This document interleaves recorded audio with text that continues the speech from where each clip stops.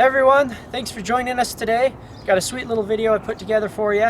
We're going to start out with some clips showing the dogs and location of the kennel that I'll be getting my puppy from. That's pretty cool. Hope you enjoy that. Then we're going to go into some answering of questions. And after that, we'll show you some updated footage on how my puppy has grown and developed. So I hope you enjoy the video today, and we'll keep you updated with more later.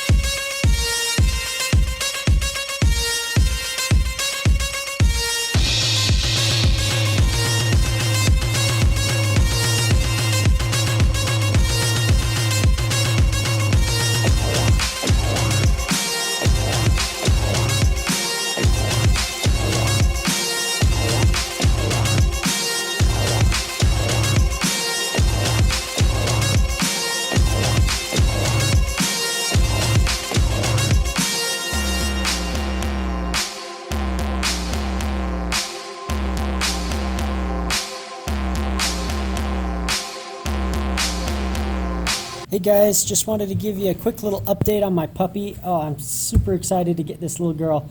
Had a few questions I wanted to answer before I show you the clips that we have that were sent over to me by Megan. So one of the questions that people have been asking me pretty common is why female? So there's several reasons why I prefer females over males. And here's my list of reasons. And this isn't any particular order. So one of the reasons are females tend to be smaller, quicker, and more agile than males on average. If you have a female and you want to breed her, you can breed her pretty much any dog you want. And you have complete control of the litter produced. I'm not into, producing litters to sell puppies. I'm into producing litters to get something I want. So if I ever wanted a puppy out of my dog, it's kind of complicated with a male. I got to talk someone into letting me breed their female. Whereas if I have the female, I could pretty much breed her to whoever I want, and I can take any pup I want. So that's one advantage. Another advantage, I don't like altering my dogs. So the reason I don't like altering my dogs, number one, it's not natural. I like to go the natural route.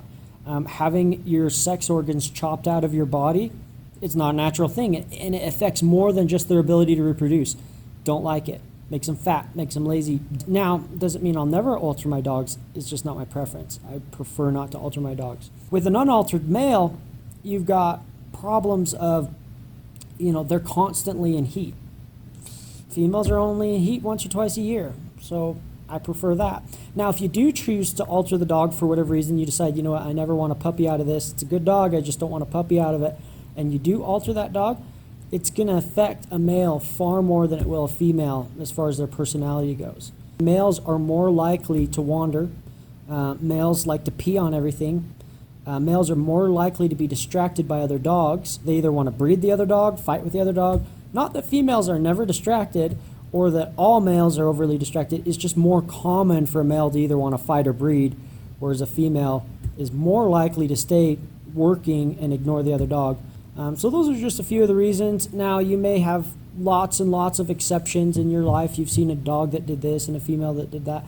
You know what? The reality is there's always exceptions. These are just general rules and reasons that I prefer females over males.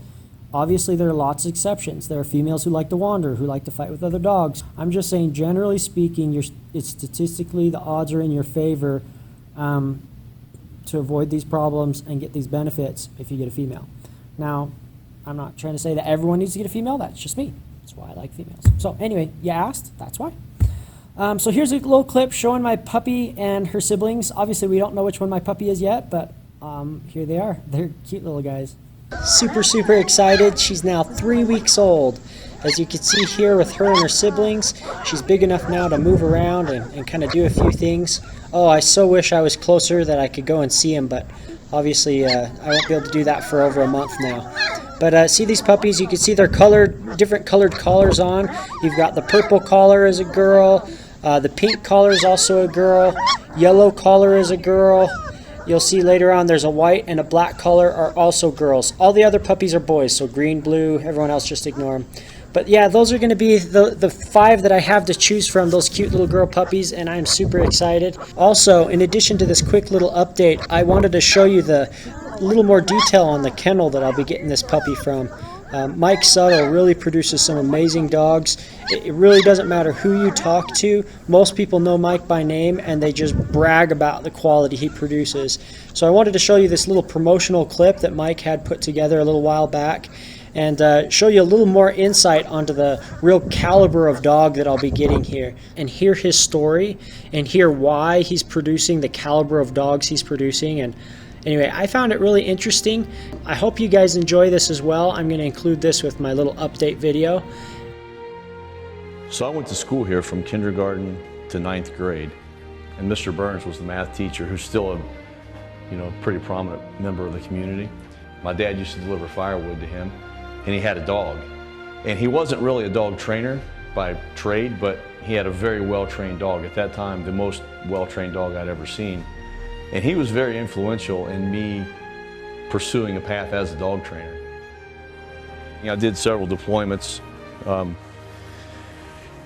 We went to Bosnia-Herzegovina, Somalia, Haiti, Iraq, and then I went back into the National Guard and did 2 rotations to Afghanistan, and then got out of the service and started doing contract work.